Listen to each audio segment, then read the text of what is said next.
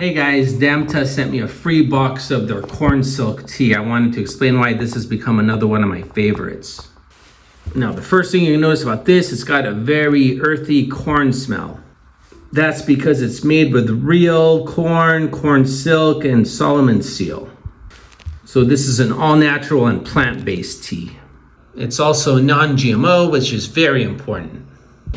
Now let's put it in some hot water and let it steep.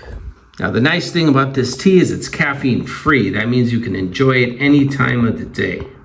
Now as far as the flavor, it is a very smooth and earthy taste. It has that little bit of a corn flavor to it. So it's very gentle and soothing. So it's easy to drink, tastes great, and I would definitely recommend this for anyone who wants a relaxing tea for any time of the day.